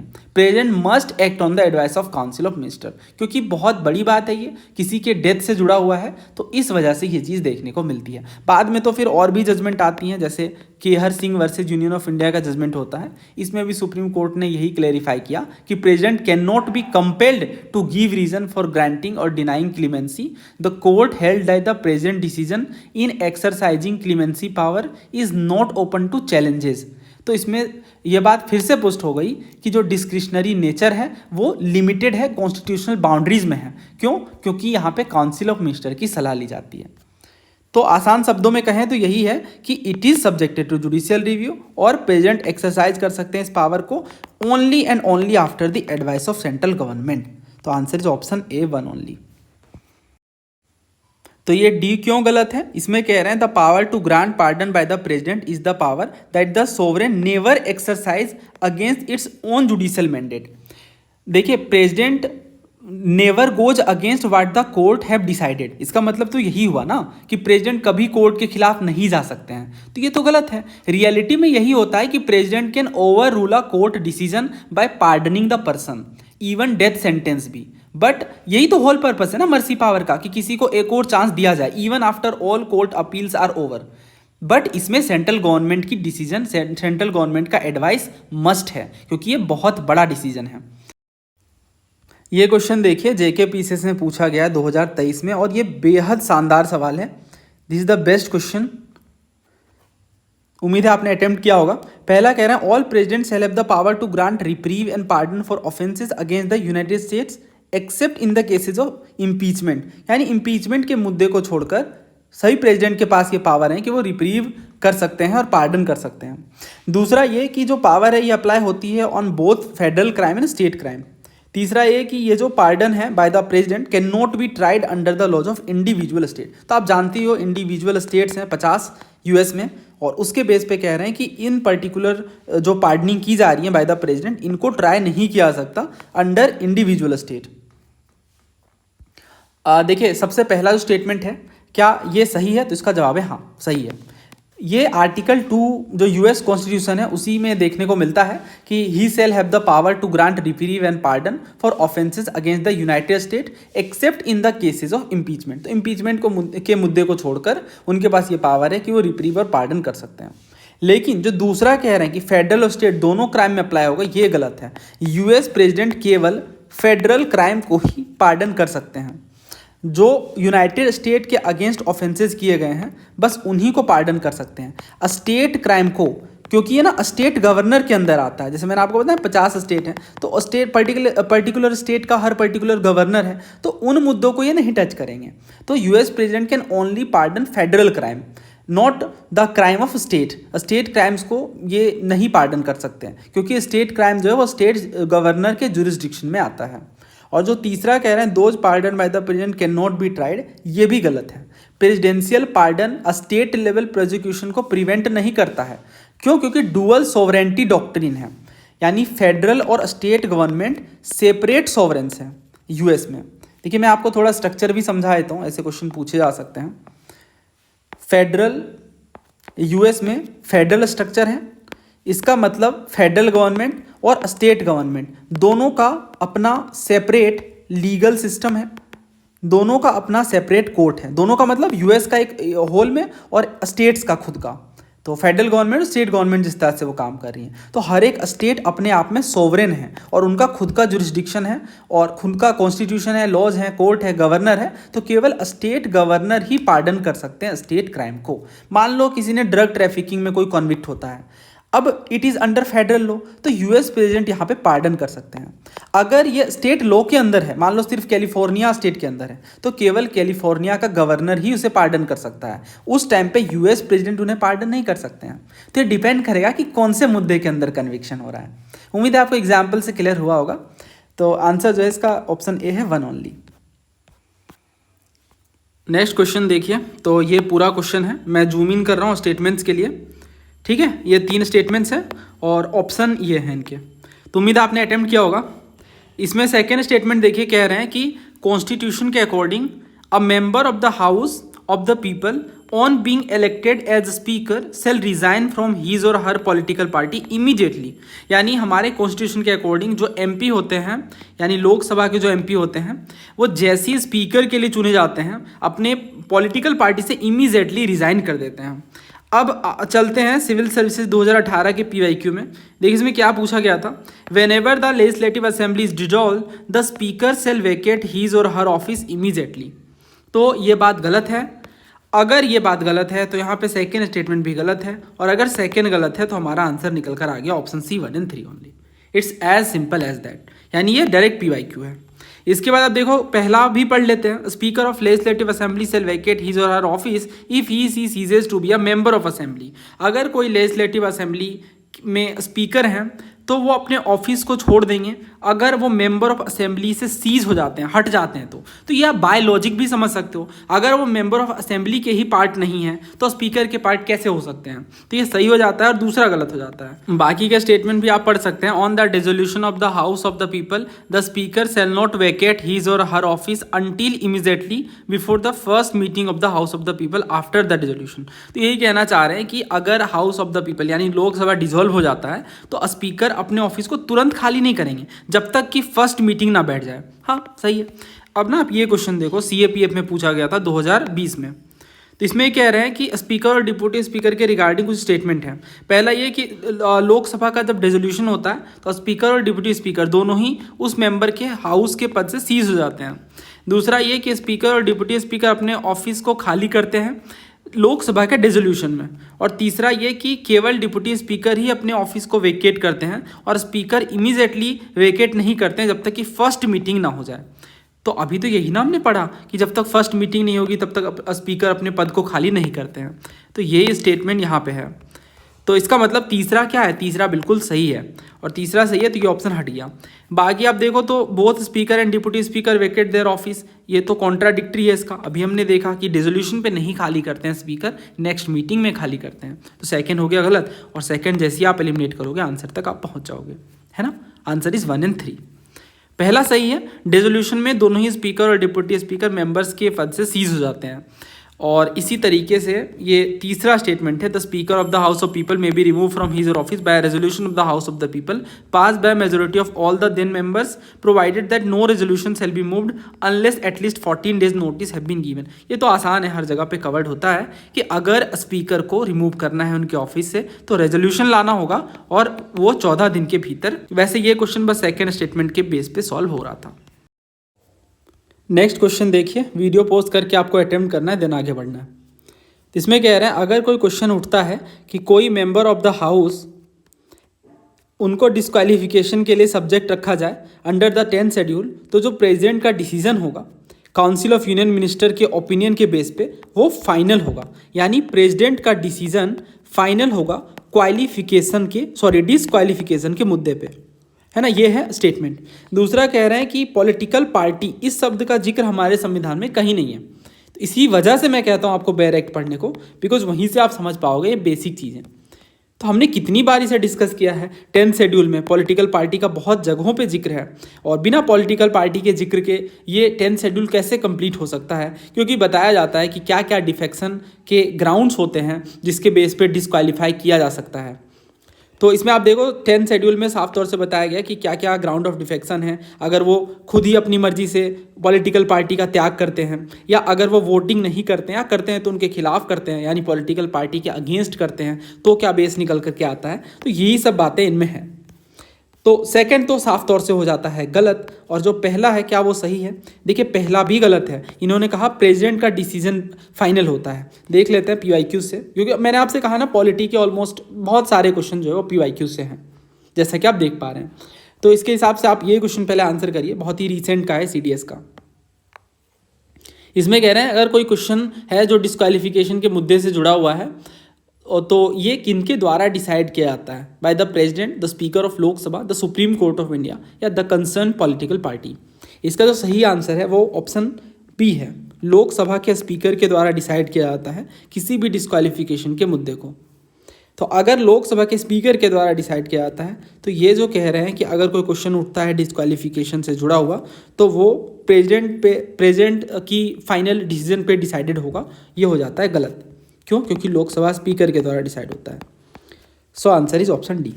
तो सिर्फ PYQ से आप ऐसे क्वेश्चन आंसर कर सकते हैं, और ऐसे क्वेश्चन पेपर में अगर गलत हो रहे हैं दैट मीन्स आपने PYQ पे एक्सट्रीम कमांड नहीं करी है। और भी सवाल हैं, ये CAPF में पूछा गया था, अगेन आप अटेम्प्ट कर सकते हैं।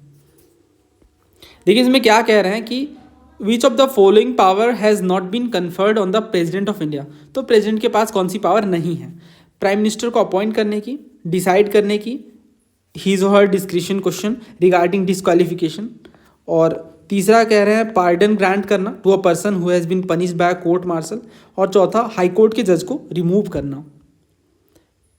तो देखिए इसका सही आंसर क्या है, प्राइम मिनिस्टर को अपॉइंट करते हैं ऑब्वियसली। डिसाइड करना डिस्क्रिशन के मुद्दे को, ये तो गलत है ना। अभी हमने पढ़ा कि लोकसभा स्पीकर डिसाइड करते हैं, तो एक ही क्वेश्चन वो बार बार पूछ रहे हैं। यहाँ पे CAPF में पूछा इन्होंने, CDS में पूछा, और अभी सिविल सर्विसेज में पूछ लिया गया। देन इसके बाद कह रहे हैं पार्डन। तो आप जानते हो हर तरह के जितने भी पार्डन है वो प्रेसिडेंट के हाथों में है, और हाई कोर्ट के जज को रिमूव करने की भी पावर है। नेक्स्ट ये क्वेश्चन ट्राई करिए, which of the following is not true of the 10th schedule of the constitution pertaining to disqualification of member of the parliament and legislature. तो वही पूछ रहे हैं कि जो डिस्क्वालिफिकेशन से जुड़ा हुआ है 10th शेड्यूल का मुद्दा, उसके बारे में कौन सी बात गलत है। पहला कह रहे हैं इस शेड्यूल में बात की गई है कि इलेक्टेड मेंबर को डिस्क्वालीफाई किया जा सकता है डिफेक्शन के बेस पे।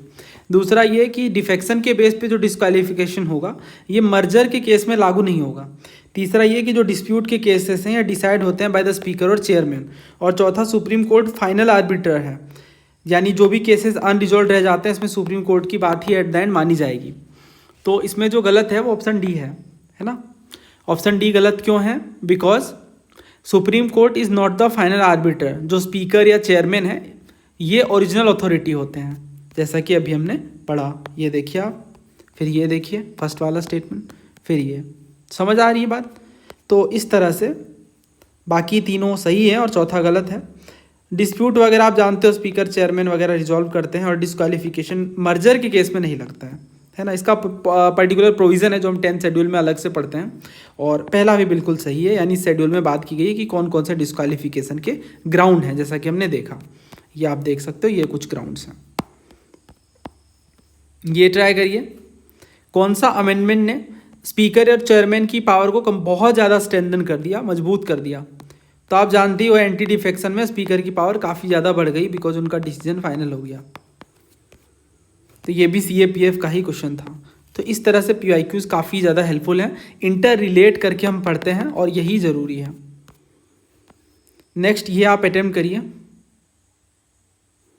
दो ये स्टेटमेंट है। पहला कह रहे हैं कि स्टेट गवर्नमेंट के पास कोई पावर नहीं है किन मुद्दों में, तो कंसेशन, ग्रांट ऑफ कंसेशन के अकॉर्डिंग रूल बनाने की, in extraction of minor minerals even though such mineral are located in their territory. मान लो स्टेट X है, स्टेट X में Y मिनरल पाया जाता है, तो क्या ये जो Y मिनरल अगर माइनर मिनरल है तो इसके रिगार्डिंग स्टेट गवर्नमेंट के पास कोई पावर नहीं है इसे रेगुलेट करने की या ग्रांट्स ऑफ कंसेशन के अकॉर्डिंग रूल बनाने की। दूसरा ये कि इंडिया में जो सेंट्रल गवर्नमेंट है इनके पास पावर है कि ये नोटिफाई करें, यानी जारी करें लिस्ट को कि कौन सा माइनर मिनरल है। ये इसके ऑप्शंस है, कौन सा एक्सप्लेन कर रहा है कौन सा नहीं, ये आपको बताना है। इसे सॉल्व करने से पहले हम इस क्वेश्चन को सॉल्व करेंगे जो सिविल सर्विसेज 2019 का है। ये 3 स्टेटमेंट है और ये आप पहले अटेम्प्ट करिए। देखिए इसमें क्या आपसे कह रहे हैं कि सैंड एक माइनर मिनरल है according to the prevailing law, यानी एग्जिस्टिंग लॉ के अकॉर्डिंग सैंड जो है माइनर मिनरल है। दूसरा, ये स्टेट गवर्नमेंट के पास पावर है कि माइनिंग लीज दे सकते हैं माइनर मिनरल्स के लिए, और लेकिन जो पावर रहेगी regarding the formation of rules related to the grant of minor minerals वो सेंट्रल गवर्नमेंट के पास ही रहेगी। सेंट्रल गवर्नमेंट के पास ही ये पावर एट द एंड रहेगी। और इसके बाद कह रहे हैं कि जो स्टेट गवर्नमेंट है इनके पास पावर है कि वो रूल बना सकते हैं ताकि इलीगल माइनिंग को रोका जा सके। पहला सही है, sand is a minor mineral, ये बात बिल्कुल सही है, माइनर मिनरल है सैंड। और माइंस एंड मिनरल्स एक्ट 1957 के according sand is classified as a minor mineral. Central government के पास ये पावर है कि वो किसी मिनरल को माइनर मिनरल के रूप में डिक्लेयर कर सकती है। बट जो दूसरा है ना वो गलत है। गलत इसलिए क्योंकि ये कह रहे हैं कि माइनिंग लीज होता है जो माइनर मिनरल को लेके स्टेट गवर्नमेंट देती है, लेकिन जो रूल वगैरह की बनाने की बात आएगी माइनर मिनरल को लेके तो सेंट्रल गवर्नमेंट रूल बनाएगी। ये गलत है। क्यों? क्योंकि स्टेट गवर्नमेंट माइनिंग लीज भी देती है और माइनर मिनरल से जुड़े हुए रूल भी बनाती हैं। सेंट्रल गवर्नमेंट मेजर मिनरल के लिए रूल बनाती हैं। दो तरह के मिनरल्स हैं, माइनर और मेजर। तो माइनर वाले को लेके रूल बनाने का काम, माइनिंग लीज देने का काम स्टेट गवर्नमेंट का है, बट जो मेजर मिनरल है इनको लेके सेंट्रल गवर्नमेंट का है। तो ये बात है, इसी वजह से आप देखोगे सैंड वगैरह से जुड़े हुए मुद्दे स्टेट डील करते हैं। देन तीसरा कह रहा है state government have the power to frame rule to prevent illegal mining. हाँ, अभी मैंने आपको यही तो बताया। तो अगर सेकंड गलत है और पहला सही है तो ये हट गया, और पहला सही है यानी 2 ही ऑप्शन हमारे पास बचे तो ये भी हट गया। सो आंसर इज ऑप्शन है because 1 and 3 is the correct answer. तो अगर आपको ये समझ आ गया कि माइनर मिनरल को लेके स्टेट गवर्नमेंट के हाथों में पावर है। तो देखते हैं क्या ये सॉल्व होता है। तो इसमें पहला स्टेटमेंट कह रहा है स्टेट गवर्नमेंट के पास कोई पावर नहीं है कंसेशन देने को लेके। अभी तो हमने पढ़ा, अभी जस्ट हमने पढ़ा ना कि स्टेट गवर्नमेंट के हाथों में ये पावर है माइनर मिनरल को लेके वो कंसेशन भी दे सकते हैं, उससे रिलेटेड रूल भी बना सकते हैं। तो पहला हो गया गलत। अगर पहला हो गया गलत तो हमारे पास ये बचा, ये हट गया और ये भी हट गया और ये भी हट गया। तो answer is option D, statement 1 is not correct but statement 2 is correct. तो आप समझ पा रहे हो कैसे PYQs हेल्प करते हैं। सिर्फ इस क्वेश्चन के बेस पे हमने इसे विद इन सेकेंड सॉल्व कर लिया। तो ऐसे क्वेश्चन स्किप नहीं करने होते हैं, PYQs अच्छे से करके जाना होता है। तो डायरेक्ट PYQ है ना। अब यहाँ सिर्फ आपने ये पढ़ लिया स्टेट गवर्नमेंट के हाथों में पावर है माइनर मिनरल को लेके, तो यहाँ तो यही कह रहे हैं कि केवल रूल बना सकते हैं। इसके बाद ये कह रहे हैं कि एक्सक्रेशन वगैरह जो है even though such minor are located in this territory, तो स्टेट गवर्नमेंट के पास कोई पावर नहीं है। अभी हमने देखा स्टेट गवर्नमेंट की ही ये पावर है, तो ये गलत और आंसर आ गया हमारा। देखिए क्या कह रहे हैं कि panchayat at all the intermediate level exist in all state. दूसरा ये कि अगर आपको पंचायत का सदस्य बनना है इंटरमीडिएट लेवल पे तो आपकी एज 30 साल कम से कम होनी चाहिए। और तीसरा ये कि स्टेट के चीफ मिनिस्टर एक कमीशन बैठाते हैं जो फाइनेंशियल पोजीशन को देखने का काम करता है पंचायत में। तो जो पहला कह रहा है ना कि इंटरमीडिएट लेवल हर एक स्टेट में एग्जिस्ट करता है, ये बात गलत है। और अगर आप बेयर एक्ट भी पढ़ेंगे तो उनमें भी ये चीज़ें मेंशन्ड हैं। ये देखिए 243B, ये मैंने पूरा पढ़ाया हुआ है आपको। 243B में देखिए कॉन्स्टिट्यूशन ऑफ पंचायत की बात की गई है। तो पंचायत के गठन के लिए विलेज, इंटरमीडिएट और डिस्ट्रिक्ट लेवल पे हर एक स्टेट में पंचायत गठित होगा। लेकिन इसका एक्सेप्शन क्या है कि इंटरमीडिएट लेवल में पंचायत तभी बनेगा जब पॉपुलेशन 20 लाख से ऊपर होनी चाहिए। Not be constituted in a state having a population not exceeding 20 lakh. अगर 20 लाख से ऊपर पॉपुलेशन नहीं है तो वैसे में इंटरमीडिएट लेवल पे पंचायत नहीं होगा। कहाँ होगा? सिर्फ विलेज लेवल पे और डिस्ट्रिक्ट लेवल पे होगा, क्योंकि आबादी कम है ना, मेक सेंस। तो इस हिसाब से अगर हम देखें तो पहला हो गया गलत। और देखो आपको ना गलत बताना है तो आप पहले ही लिख लो यहाँ पे गलत। और दूसरा कह रहे हैं अगर आपको मेंबर ऑफ पंचायत के लिए एलिजिबल होना है इंटरमीडिएट लेवल पे तो 30 साल एज होनी चाहिए। गलत है ना, ये 21 साल एज होनी चाहिए, 21 ईयर्स मिनिमम। तो ये दूसरा भी गलत। और तीसरा कह रहे हैं कि जो स्टेट लेवल पे एक कमीशन बनेगी जो पंचायत के फाइनेंशियल पोजीशन को देखने का काम करेगी और रिकमेंडेशन देगी कि जो टैक्सेस ड्यूटीज़ आ रहे हैं स्टेट के पास वो किस तरह से डिवाइड होंगे पंचायत और इंटरमीडिएट लेवल पे।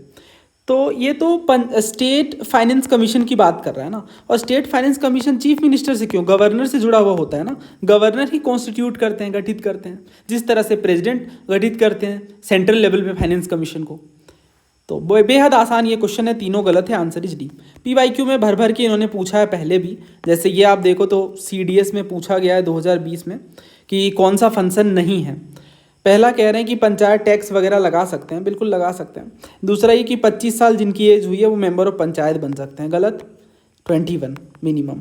और तीसरा ये कि हर एक panchayat shall ordinarily continue for 5 year. तो आप जानते हो 5 साल के लिए होता है इनका नॉर्मल कार्यकाल, बट अगर डिसोल्यूशन हो गया है तो उस केस में रिमाइंडर पीरियड के लिए होगा। तो बाकी सही है और भी गलत है। वैसे गलत वाले सवाल ज़्यादा पूछे जा रहे हैं। ये देखो करेक्ट आपको बताना है, कंबाइंड जियो साइंटिस्ट का क्वेश्चन है।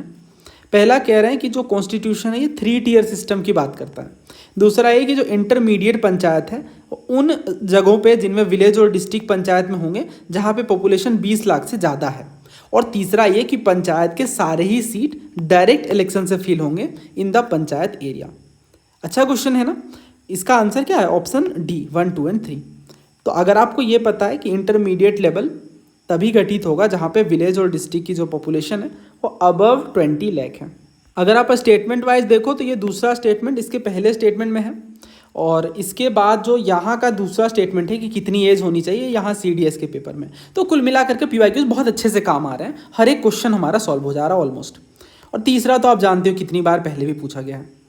वैसे ये सिविल सर्विसेज में भी पूछा गया था।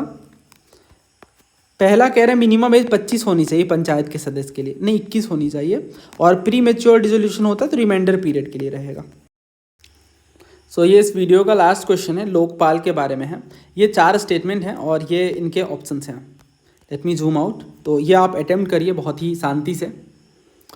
पहला कह रहे हैं कि जो पावर है लोकपाल का ये पब्लिक सर्वेंट्स में अप्लाई होता है, लेकिन इंडियन पब्लिक सर्वेंट जो बाहर पोस्टेड हैं, भारत से बाहर अब्रॉड पोस्टेड हैं, उनमें अप्लाई नहीं होता है।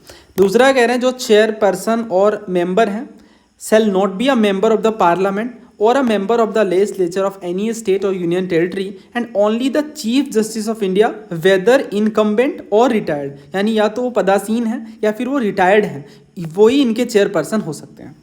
तीसरा ये कि चेयरपर्सन और जो मेंबर हैं shall not be of less than 45, यानी 45 से कम एज के नहीं होने चाहिए जब वो ऑफिस को एज्यूम कर रहे हैं उस टाइम पे। चौथा ये कि जो लोकपाल हैं ये प्राइम मिनिस्टर के खिलाफ, जो सिटिंग प्राइम मिनिस्टर है उनके खिलाफ अगर वो करप्शन के चार्जेस लगते हैं तो उनमें इंक्वायरी नहीं कर सकते हैं। तो ये इसके ऑप्शन है। अगर आप इसको थोड़ा लॉजिकली सोचें तो भी आप काफ़ी हद तक आंसर तक पहुंच सकते हैं। कुछ सवाल भी हैं PYQ में, वो भी देख लेंगे। पहले मैं कुछ बातें आपको समझाता हूँ जो बहुत ही काम आएंगी आपकी, लोकपाल से ही जुड़ी हुई हैं।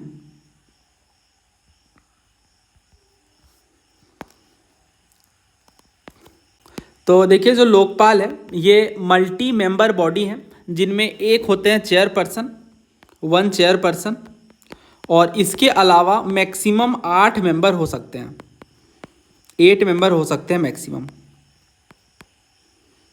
और जो चेयरपर्सन होंगे लोकपाल के, ये बात बहुत अच्छे से समझिए, जो चेयरपर्सन होंगे लोकपाल के वो या तो former chief justice of India होंगे या फिर फॉर्मर जज होंगे सुप्रीम कोर्ट के, फॉर्मर जज ऑफ सुप्रीम कोर्ट, या कोई इमिनेंट पर्सन होंगे, कोई एमिनेंट पर्सन होंगे जिनकी जो इंटेग्रिटी होगी वो इम्पेकेबल होगी, यानी कभी उनमें कोई दाग ना लगा हो उनकी इंटेग्रिटी पे, उनकी आउटस्टैंडिंग एबिलिटी होगी, स्पेशल नॉलेज और एक्सपर्टीज़ होगा, मिनिमम 25 ईयर्स का, जो एंटी करप्शन पॉलिसीज़ वगैरह से जुड़ा हुआ हो, विजिलेंस, फाइनेंस, बैंकिंग, लॉ, इन मुद्दों से जुड़ा हुआ हो। और ये जो मैं 8 मेंबर्स की बात कर रहा हूँ इनमें से जो हाफ हैं यानी 4 मेंबर्स वो जुडिशियल होंगे और मिनिमम 50% जो मेंबर होंगे वो SC, ST, OBC, माइनॉरिटीज़ और विमेन के होंगे। तो ये पूरा स्ट्रक्चर है लोकपाल का। जो जुडिशियल मेंबर है लोकपाल के ये या तो फॉर्मर जज होंगे सुप्रीम कोर्ट के या फिर फॉर्मर चीफ जस्टिस होंगे हाई कोर्ट के। और जो नॉन जुडिशियल मेंबर हैं, जो जिनकी बात अभी मैंने करी, ये एमिनेंट पर्सन होंगे, इम्पेकेबल इंटेग्रिटी के, और मिनिमम इनका 25 ईयर्स का एक्सपर्टीज़ होना चाहिए। और जो टर्म है लोकपाल के ऑफिस के चेयरमैन का और जो मेंबर्स का वो 5 साल है, 5 ईयर्स या 70 ईयर्स, जो भी पहले पूरा हो जाए, या तो वो 70 ईयर्स के हो जाएं तभी वो रिटायरमेंट ले सकते हैं, या फिर 5 साल उनका जो टर्म ऑफ ऑफिस है वो कंप्लीट हो जाए। और जो मेंबर्स हैं ये अपॉइंट होते हैं by the president on the recommendation of selection committee. तो अपॉइंट तो प्रेसिडेंट करते हैं बट सिलेक्शन कमेटी की सलाह ली जाती है। और इस सिलेक्शन कमेटी में प्राइम मिनिस्टर होते हैं जो कि चेयरपर्सन होते हैं इस कमेटी के। इसके अलावा लोकसभा के स्पीकर होते हैं, ऑपोजिशन होते हैं, leader of opposition in Lok Sabha, chief justice of India होते हैं, और या फिर जज हो सकते हैं जो कि नॉमिनेट किए जाएं इनके द्वारा, और एक एमिनेंट ज्यूरिस्ट होते हैं यानी एक फेमस ज्यूरिस्ट होते हैं। तो ये पूरा प्रोसेस है। और इसके हिसाब से अगर हम देखें तो कुछ बातें जो है यहाँ पे मैंने डिस्कस नहीं की हैं क्योंकि वो मैं क्वेश्चन में समझाऊंगा। पहला ये कि अगर कोई पब्लिक सर्वेंट भारत के बाहर पोस्टेड है तो उनमें लोकपाल का पावर अप्लाई नहीं होगा। बट ये तो गलत बात है ना, लोकपाल का पावर हर एक पब्लिक सर्वेंट पे अप्लाई हो सकता है। तो पहला हो जाता है गलत। अगर पहला गलत है तो एक ही ऑप्शन हटता है। और दूसरे में क्या कह रहे हैं कि chairman or a member shall not be a member of the parliament or a member of the state legislature or union territory and only the chief justice whether incumbent has to be chairperson. यानी जो MPs या MLAs हैं ये chairperson नहीं हो सकते। Chairperson होने के लिए इनकम्बेंट या रिटायर्ड चीफ जस्टिस होने चाहिए। तो ये भी गलत है। हाँ, ये बात तो सही है कि MP और MLA जो है वो मेंबर नहीं हो सकते लोकपाल के, लेकिन ये कहना कि सिर्फ चीफ जस्टिस है ना, यहाँ इन्होंने ओनली वर्ड यूज़ किया है तो ये तो गलत हो जाता है। हमने देखा अभी चीफ जस्टिस के अलावा भी फॉर्मर चीफ जस्टिस है, फॉर्मर जज है या इमिनेंट जूरिस्ट भी इनके पार्ट हो सकते हैं, चेयरपर्सन हो सकते हैं। तो सेकंड भी हो जाता है गलत। इसके बाद तीसरा कह रहे हैं कि जो चेयरपर्सन या मेंबर है ये 45 ईयर्स के कम नहीं होने चाहिए। तो ये सही है, ये लोकपाल एक्ट के सेक्शन 3 में मेंशन है कि मिनिमम एज 45 ईयर्स होनी चाहिए। और जो चौथा कह रहे हैं लोकपाल सिटिंग प्राइम मिनिस्टर के जो एलिगेशन चार्जेस लगे हैं, वो जो करप्शन चार्जेस लगे उनके खिलाफ नहीं इंक्वायर कर सकता है। तो देखिए ये जो लोकपाल हैं ये डेफिनेटली प्राइम मिनिस्टर के एलिगेशंस में भी इंक्वायर कर सकते हैं, लेकिन कुछ रेस्ट्रिक्शन है, जैसे नेशनल सिक्योरिटी से रिलेटेड मुद्दा, इंटरनेशनल रिलेशन वगैरह, वो एक्सक्लूड कर देना है, ठीक है।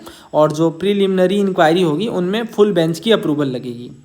तो इस हिसाब से ये भी हो जाता है गलत, है ना। तो सारा गलत हो गया, बस एक सही है, तीसरा वाला। सो answer is option A 3 only. अब ये क्वेश्चन देखिए, इसमें कह रहा है लोकपाल और जो लोकायुक्ता एक्ट है 2013 का, इसमें लोकपाल को अपॉइंट किया जाता है बाय द प्रेसिडेंट और रिकमेंडेशन ली जाती है कमेटी की, जिसके चेयरपर्सन होते हैं प्राइम मिनिस्टर। इसके अलावा और कौन कौन मेंबर होते हैं, ये यूपीपीसीएस में पूछा गया है। पहला कह रहे हैं चीफ जस्टिस ऑफ इंडिया और सुप्रीम कोर्ट जज नॉमिनेटेड बाय हिम। दूसरा चेयरपर्सन ऑफ राज्यसभा। तीसरा स्पीकर ऑफ लोकसभा। चौथा लीडर ऑफ अपोजिशन। ये देखिए मैंने आपको बता दिया, प्राइम मिनिस्टर हैं, लोकसभा स्पीकर हैं, लीडर ऑफ अपोजिशन है, चीफ जस्टिस ऑफ इंडिया है, एमिनेंट जूरिस्ट है। तो इस हिसाब से हम देखें तो चेयरमैन ऑफ राज्यसभा नहीं है, तो 2 आप हटाओगे आंसर आ जाएगा। देन ये देखिए यूपीपीसीएस में पूछा गया है रिसेंटली, इसमें इन्होंने कहा जो सिलेक्शन कमेटी है लोकपाल की, इनमें राज्यसभा के चेयरपर्सन, तो अभी देखा हमने ये गलत है, राज्यसभा के नहीं लोकसभा के हैं। दूसरा ये कि ये केवल इंडियन पब्लिक सर्वेंट से अप्लाई होगा, विद इन और आउटसाइड, तो अभी यही ना पूछा गया है यहाँ पे फर्स्ट स्टेटमेंट में। तो अभी हमने देखा कि हाँ चाहे वो विद इन हो या आउटसाइड हो, दोनों ही केसेस में अप्लाई होगा। So answer is option B 2 only. तो पीवाईक्यूज काफ़ी ज़्यादा रिपीट कर रहे हैं इस तरीके से। अब 1 बाय 1 डिस्कस करते हैं। ये जो पहला क्वेश्चन था ये आप देख सकते हो डायरेक्टली पीवाईक्यू से था। दूसरा भी हम देख रहे हैं यहाँ पे कि ये भी पीवाईक्यू से बहुत ईजिली सॉल्व हो रहा है। तीसरा भी हमने देखा ये भी पीवाईक्यू से सॉल्व हो रहा है, क्योंकि एलिमिनेशन वर्क कर रहा है बहुत अच्छे से। देन इसके बाद ये जो क्वेश्चन है ये तो बहुत ईजी है और पीवाईक्यू में भी है, बेयर एक्ट में भी है। हाँ ये वाला जो क्वेश्चन है ये बेयर एक्ट से सॉल्व हो रहा है और पीवाईक्यू का भी रोल है। देन इस क्वेश्चन में भी हम देख पा रहे हैं कि पीवाईक्यू से चीज़ें बहुत आसानी से हो पा रही हैं। देन इस क्वेश्चन में भी आप देखो तो ये भी पूरा पीवाईक्यू बेस्ड है, जैसे मैंने आपको एक्सप्लेन करा सीएपीएफ और इन दोनों क्वेश्चन का अगर आप यूज़ कर लें तो। देन इसके बाद इस क्वेश्चन में भी पीवाईक्यू से काम बन रहा है, हालांकि डायरेक्ट नहीं, बट ऑब्वियस सी बात है कि डायरेक्ट वगैरह अगर हम इनमें पढ़ के जाएँ तो ऐसे क्वेश्चन हम कर सकते हैं। देन ये जो क्वेश्चन है ये तो हमने डायरेक्टली देखा एलिमिनेशन के थ्रू। फिर ये वाला क्वेश्चन जो है जो मैंने आपको बताया ये भी बेयर एक्ट वगैरह से, और ये क्वेश्चन भी है। बस अगर हम 1 या 2 सवाल को छोड़ दें तो बाकी पॉलिटी के जितने भी क्वेश्चन हैं वो या तो डायरेक्टली पीवाईक्यू से हैं या फिर बेयर एक्ट से हैं। आप ध्यान से बैठिए, पीडीएफ को लेकर के एक बार खुद से रिसर्च बैठाइए, क्योंकि ये बहुत ज़रूरी है। अगर आप अपने सोर्सेज को सही तरीके से डिफाइन नहीं कर पाएंगे तो बिना क्लैरिटी के फोकस नहीं आ सकता है ना। तो आपके सोर्सेज बहुत अच्छे से डिफाइन होने चाहिए। इसके अलावा अगर आप बैच में इंटरेस्टेड हैं तो उनकी जानकारी भी आप ले सकते हैं, बहुत सिंपल प्रोसेस है। ये नंबर है, इनसे आप डिटेल लेकर बैच से जुड़ सकते हैं। इसके अलावा अगर आपका कोई डाउट या सुझाव है तो नीचे कमेंट बॉक्स खाली है, वहाँ पे आप अपने डाउट या कोई रिकमेंडेशन है वो लिख सकते हैं। जल्दी मिलते हैं नए वीडियो में। धन्यवाद। जय हिंद।